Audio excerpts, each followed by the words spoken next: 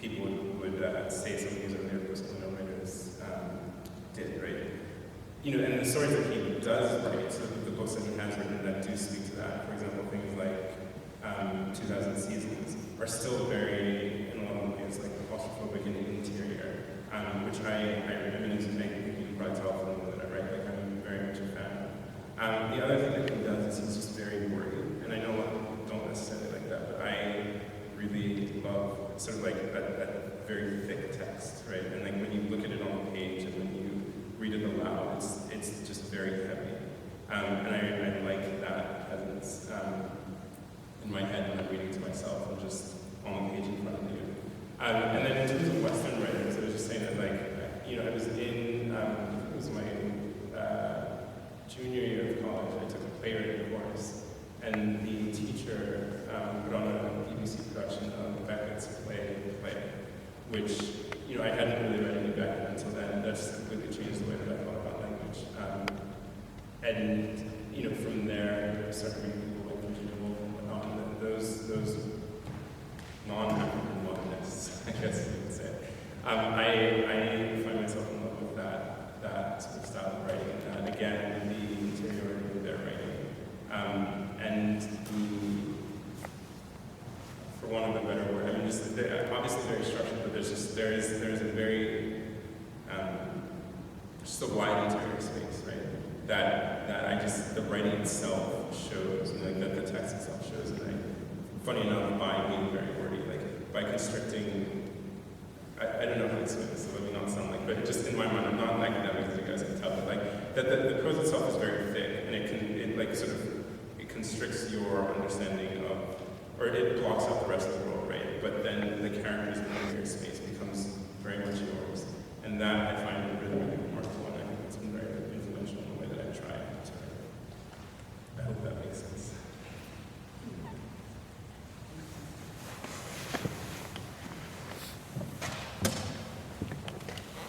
Well, I'm also going to ask you about the narrative technique, because you mentioned that later in the book, you shifted to second person, and you're talking about the torture section. So, what you read to us is, as you said, very tight, claustrophobic, interior view, and pretty continuous in the way it narrates.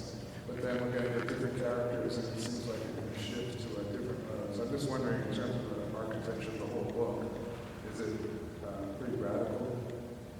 Shifts from one section to the other, and then there's I don't know what you call a montage effect, or how the juxtaposition work of the different styles and different characters? That's also a really good question. I think what I'm really trying to do in this book is, even as the characters shift, I want the prose itself, and so even as the point of view shifts as well, the prose and style to be relatively consistent, so that you don't get wild variations, and that there isn't, even if it doesn't move to first person, there isn't any first person narrative, it's just the second and the third, but you don't get any, there's no wild swing of language, it's that same sort of style consistently, where the thought is mixed with the descriptive prose is mixed with dialogue. You almost can't tell when you switch from one to one. But the point of view and the emotions of the person speaking, sort of, and the things that they see, and the way that they describe what they see, even if the language is consistent, the points that are made, I think, will give you idea of age, will give you idea of gender, will give you idea of class, or nationality, and that's that is the hardest part of writing this, is trying to make it that consistent while still allowing for that much difference in the character's perspective, but that's the idea. That's kind of one of those things I think that there's no reason for it except that I think it would be pretty cool. It's a way of challenging myself to write a book. I think I've written a lot in the first person, and with that you can swing wildly, you can be very, very dramatic, and I think, again, a more constricted prose is something I think, for me, just from a writer's perspective, is valuable to learn.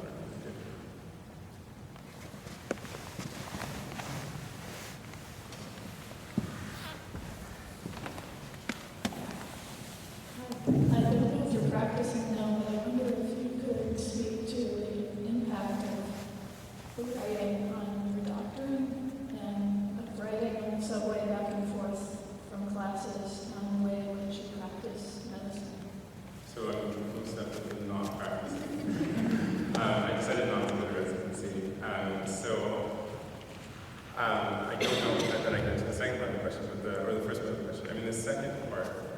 the question. I mean, for me, the writing back and forth on the way to rotations or whatever was really, I mean, it was really a form of escape, like very, very simply. It was just a way of getting into a different headspace before having to go into doing something that was, for me, very mentally challenging. And then obviously, as is I guess, the practice of medicine, was very emotionally challenging as well.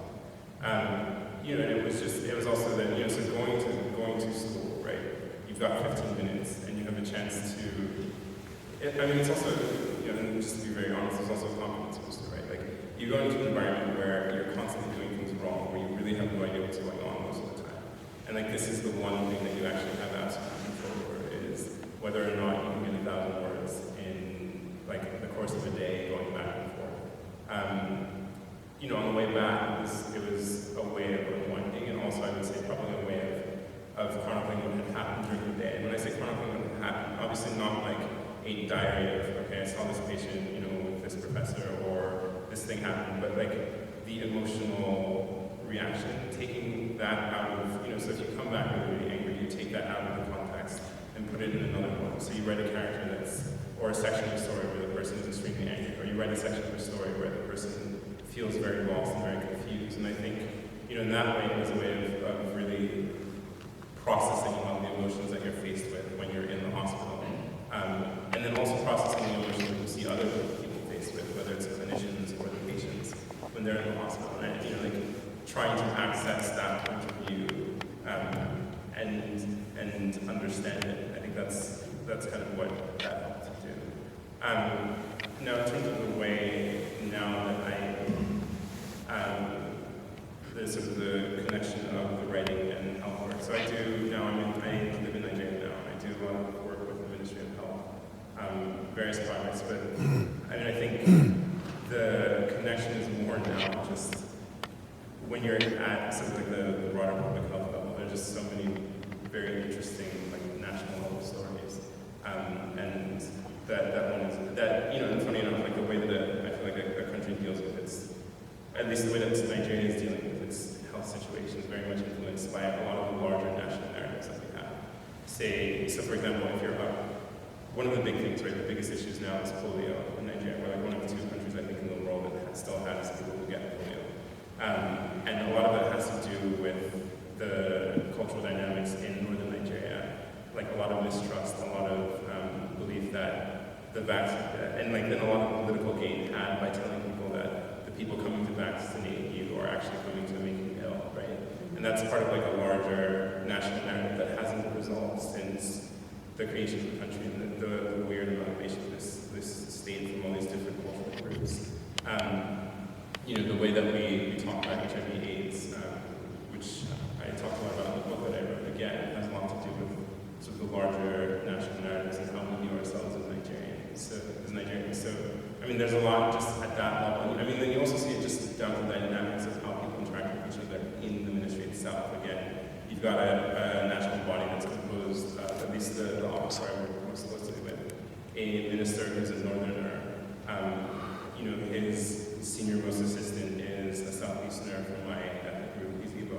You know, then you have other people from all, and like it just creates a very interesting dynamic where there's a lot that isn't said about what they're supposed to be doing and what they're not supposed to be doing. And I think that you know, I find very, very interesting and lends itself to a lot of writing both analytical and creative. Forgive me, but I want to listen to you today. Okay. Rita, we're filming it. So, forgive me. So Uzo was a student of mine at PNS. I know him as a first-year student, second-year student on the wards. And the answer to your question about his training, so another dimension of it is simply that you were able to see things that others couldn't see because they didn't have the command of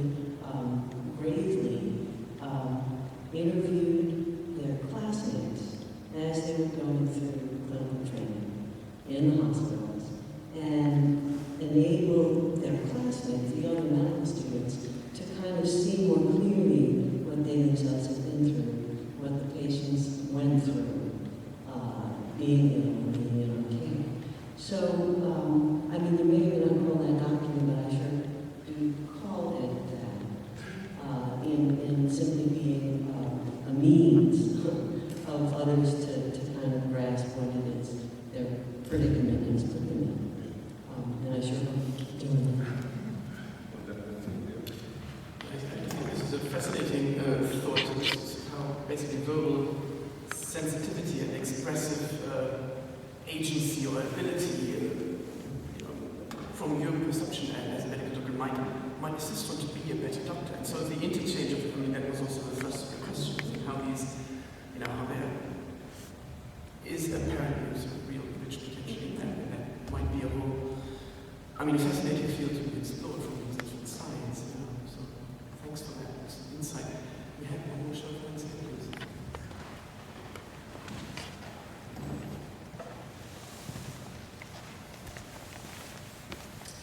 Hi. Have you read any reviews of your work, your writing, where the reader/reviewer interprets your work in a way other than what you intended, and has it changed how you reflect on what you read? I think everyone would like to get up and run. They don't, because this is not true. The thing about the way that people, so I read almost every review, and I'll have something to say.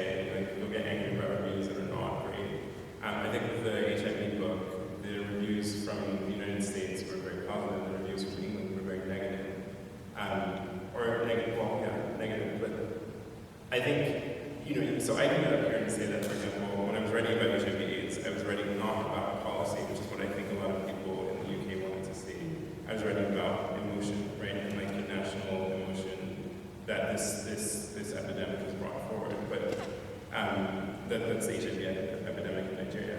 But at the same time, the thing, and that's the biggest risk of writing, also maybe the biggest reward, that you write something, and once you've written it, and you've published it, or you've shown it to someone, what I've read to you here, it's for you to do with what you will with it. Obviously the reason why we all respond to different pieces of writing that we really love, is because it engages us and it does something to us very personally, right? So that you can pick up, I just finished reading War and Peace, which is a novel about nothing to do with my life ever, right? And yet it has everything to do with my life, and I can understand and engage with it because it's mine when I read it, right? And it's no one else's. It's my own interaction with the book. The text is my interaction. So in that sense, you have to just be very. Once you put it out there, once you ask for someone's interpretation, it's not for you to really say how they should or shouldn't interpret. That's on just the larger level. I think on a more immediate level, I think when I'm writing and when I'm working on something, there are definitely different sets of people that I show to. So there's a set of people that I show to who I know are just going to tell me that it's great no matter what, which I think is very necessary for you to keep going. There's a set of people that you show to who are going to argue with you, not because they not on the actual style of writing, but because they don't get what you're saying. They have a completely different perspective, and that's always really, really helpful because it helps you understand maybe what you're saying and how it's being interpreted and how you can say it better or clearer to bring people, to get your point across if you have a point, or to make the story itself, the emotions that you want to put out clearer. And then of course the people who you show to will just take everything apart and tell you both technically, and content-wise, that you just need to do a different, better job, and that this is not good. But all I think are very necessary for the process. But once it's published, wrapped down, just have the dust jacket on it. It's the most you can do. I would perhaps like to pick up on what you said earlier, your interest in writing about the body experience, and potentially draw a comparative point to your earlier on the social work, where I actually thought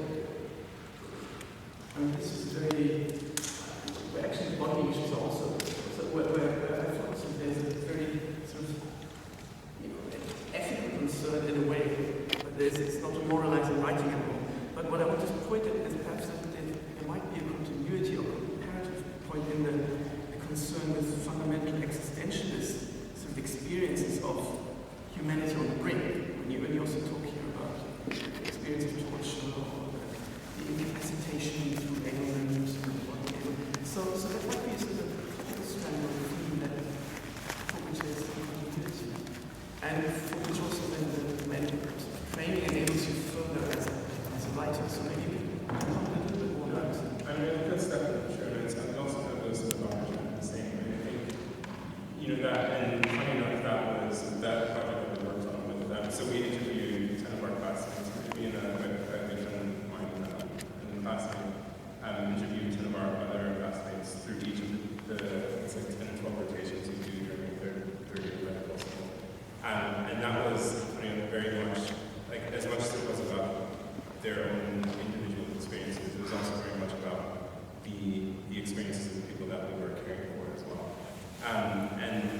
so that added another layer, I think, to something that has always interested me, which is, and maybe it's not so much with like a fascination with the physical form of the body itself, but a fascination with how people, I guess, deal with themselves in a certain space, right? And so and how you then define yourself within that space. So, in my first novel, it's a book about child soldiers in West Africa, in an unnamed West African country, and has to do with basically taking a child out of his regular context and putting him in another very brutal, like physically punishing one. And I guess the idea is to really look at how you construct yourself on everything you know, including that self-expression on a daily basis. I think the book about HIV/AIDS is in a lot of ways somewhat similar, although it's a non-fiction narrative, and it's based off of interviews, but it's really talking with people who, and asking them essentially that, to talk about that same question, that same theme, when that thing that threatens is very, very real and very present in the society in which you live. And I think this one, this book again, with the different characters and what they're facing. One of the main characters is a girl who gets injured in this terrorist attack and loses an arm. I think again, it's just like how does your sense of self change or adapt or deal with the threats to self? Which it's probably something that every book about that in some way. Maybe I'm just more physical because I also like writing about physical bodies, and maybe that has something to do with medical school as well, having been exposed to physical bodies on a daily basis for 4 years, and that, like, the very real threats that you see to those physical bodies, and I think also from my own perspective, like, how do you cope, or how do you deal with a threat to somebody else's body, right? When it's not, I don't know if this makes sense. It's not yours, right? It's that. I remember I did a rotation out on an Apache reservation. I think they rotated a group of students each for this primary care rotation. And one of the things I remember the most was seeing a woman who had diabetes, who had a number of surgeries, who had a hole in her leg, basically big enough that you could put your hand inside and you could see the titanium rods that they used to reconstruct her legs. And a lot of, there was this thing that's like, you have that wincing reaction, but, for me, the next step is like, okay, how do I write about both my reaction and then also that person's way of experiencing what life is like now that has happened. And you can do that for the very physical, like, immediate form, and you can also do that on, for the sort of the more interior space that people have to deal with. And I also like the interplay between those two spaces, both the external description and then someone's internal understanding of themselves now that they've gone through all that physical pain of that change. And I guess a lot of writing that I do now has a lot to do with that. Well, thank you. I think we've explored quite a few. Also, the last time, just the title "Speak No Evil." Perhaps that should come to a close. An obvious question. No. So two answers. One is that there's a Wayne Shorter album. I did this with the first book, and maybe I just have something wrong with me, but there's a Wayne Shorter album titled "Speak No Evil." And the chapters or the sections of this book are titled after different tracks on that song. There's 6 tracks. Witch Hunt, Fee Fi Fo Fum, Dance with Others, Speak No Evil. There's one, Infant Eyes, and then Wildflower. And for me, like, each one of those tracks has a different sort of, brings out a different emotion. But then also, a lot of, the other thing is a lot of this book does not have dialogue. And characters will get to the point of saying stuff and just not, and then move into another, like, it will either move from actually speaking into this interior space, as you can see happening with Adele in this, or Adelaide in this particular story. Or they just won't say what they're supposed to say, and the story has to continue without that. And I think that's a big part of what am writing about, right? Which is, in a lot of ways, the way that we interact with each other, which is just like, we refuse to take it to the next level, we refuse to say what it is that we should say, to actually complete conversations and move them along, and then everything is then subject to interpretation. And that's in the spoken word, and that's also in the actions that like our actual physical interactions with people. And could in a lot of ways be sort of raised to the level of like the way the city interacts with itself. So that's what the title comes from. Well, thank you very much again for your reading.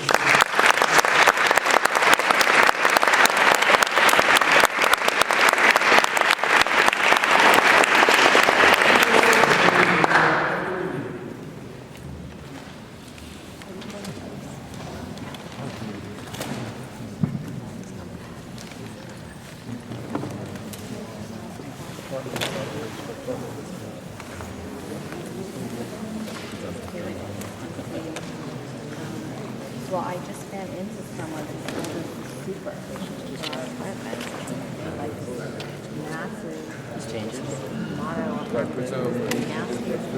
yeah, it was the same super. Oh yeah, and he always acted like.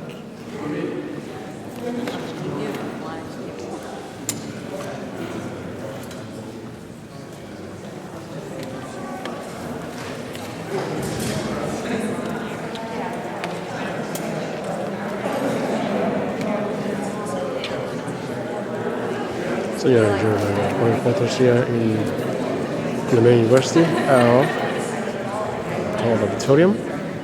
I was at more conjure, reading, see no evil about the child soldiers in Southern Sudan and West Africa in particular.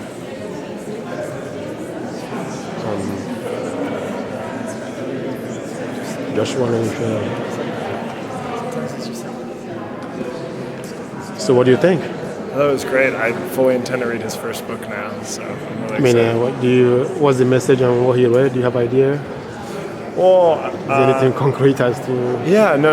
I think I asked a question that was very specific because I wanted to learn about his perspective on things after medical school, and it was really great. Really enjoyed his answer. How did you find it? What do you think? I thought it was great. I can't wait to read the book. You have not read it yet? The one that he read from, that he hasn't published yet. Okay. Yeah, I'm excited. What about you? What did you think? I don't. I mean, I would have asked question that would have thrown things off balance, but I don't know. Maybe I'm gonna ask him personally again. Maybe he can tell or explain more because I don't know why he chose Sudan when the country where his own mom and dad came from is actually worse situation than what he's talking about Sudan. So I was just wondering why he chose Sudan instead of Nigeria, where he came from, or Biafra, where bombing is going off and infrastructures have collapsed. There's no hospital, and the mom is the Minister of Finance. So we want to know where the oil money is going. So it's a bigger picture, So maybe I have to talk to him and see what he says. I'm sure he'd love to talk to you. All right, thanks.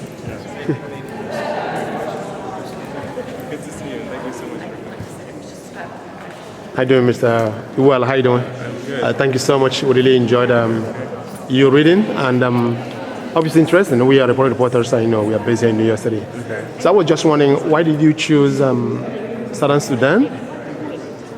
And it didn't actually. Okay. Well, because where your mom came from, the Minister of Finance, I'm sure, your mom, right? Yeah. And your dad, they came from a place that's almost. So you're from. I mean, but yeah. Okay. But we. So you can say I'm from Nigeria, but Okay. No, sorry, you're filming for. Huh? You're filming for. Republic reporters. Okay. Republic reporters. Yeah. Okay. So why do you choose Southern Sudan instead of where we, I mean, a lot of the reasons. So it's actually, it's actually northern Sudan that I'm choosing that. Yeah, we're northern or southern. Yeah, it's just Sudan. Okay. The main reason is that I wanted to. I mean, I've written about Nigeria before, and I wanted to write about something different, and I wanted to really challenge myself. I think when you write about a place that you know, it's very easy to. I mean, it's just very easy to take shortcuts, and when you write a place you don't know, like you have to really do your research and really like struggle to create those characters, and I think that's something I really wanted to do. So did you go to Sudan? Did you go? No, I haven't. I mean, like I've just been doing my research. It's more about Sudanese immigrants, and this might change. This is a work in progress, but like Sudanese immigrants within the Washington D.C. area. And I heard you mentioned that you work with a Minister of Health. No. So I do some work with the ministry. And I mean, were you able to visit the hospitals and? Yeah, no, I mean, like, so I work mainly within the ministry, and I've been working on this thing called the Private Sector Health Alliance, which is bringing the private sector into dealing with some of the challenges that Nigeria faces. Like into health infrastructure, is that correct? Some but what did you see when you get it? You have an idea of what you saw in the hospitals? Because I guess most of the ministers or heads of state, they travel overseas. They come here, they go to UK, for medical treatment. While back home, infrastructures have collapsed. And fortunately enough, your mom is Minister of Finance, where the money comes from, and then there's also your subsidy issues. 1.7 trillion, actually has gone into. But then, why the hospital? There's nothing going on with the hospital. You mentioned about polio, and people are totally suffering. I know the masses are dying in that place. I mean, what do you think? I mean, I think that the infrastructure. I mean, like we have large infrastructural needs all over Nigeria. Yeah, but they have collapsed. I mean, I think, like I said, there are large infrastructural needs, and that we have to tackle those issues. And I think, people are really trying to tackle those issues. I mean, like, health is a big priority for this government. You've got the whole Saving 1 Million Lives plan, which people are really trying to implement so that you can tackle some of the very challenging issues that we have, whether it's from infrastructure to, like, disease burden, all that sort of stuff. And, like, I mean, a person would be lying if they said there weren't, like, many challenging infrastructure issues. But at the same time, like, there's a tendency for people to focus on everything is bad, and not like, okay, what's the thing that I can be doing to, like, make things a little better, right? So what is anything good in that place right now? I mean, I think there's a lot, like I said, I think the thing that people should do is like take a look at the Saving 1 Million Lives plan that has been created, and take a look at what people want to do, right, and what people are trying to do and trying to implement to actually deal with a lot of the health challenges we have. That's things like maternal and child health, nutrition, mobility, all that stuff. Like the plan is very comprehensive and tackles each one of those things. And like, if it's one thing to sit out and complain that like, oh, there's nothing going on, but like if you haven't taken a look at what people have actually conceptualized to deal with the issues that we're facing. I mean, I think for me that's one of the reasons why I like being in Nigeria. Like you see all the challenges, but you also see how a little effort can go a long way towards dealing with those challenges. And I think that's something that we all need to focus on, as opposed to, oh, everything is falling apart. So I mean, you talk about you're happy to be a Nigerian, but there's within the ethnic nations, I mean, states that you mentioned, Yoruba, Igbos, the Northerners. I mean, in the North right now, they're bombing everywhere. How do you pull up infrastructure when there's no security? How do you? I'm not a politician. No, so I mean, what you write is what is on the ground, right? I mean, you write based on what you see. I'm not a politician, so I don't know. I mean, I think the thing is, like, we all have things that concern us, and like everyone wants to see greater security. I think we all do. Everybody wants to see greater cooperation, and like if we all really want that, hopefully we'll get there. But people have to try towards it. So, well, if they don't want to, what are you gonna do? I mean, I don't know. I think I'm not. I came here to read a book. I didn't come so let's talk about. No, that's okay. I mean, I thought there's a link between literature. There's a very view. big link, and you've seen all the writers like the Achebes, the Shori. I think we all consider ourselves in that vein, but let's talk about what I read, which is more about this than anything else. I mean, I know it's interesting because of the name to ask questions about all this sort of stuff. Right. I am my own person trying to. Sure. Absolutely. No, I appreciate that. Cool? So let me. Is that please? Okay. What was all your right. name? Omunna. Okay.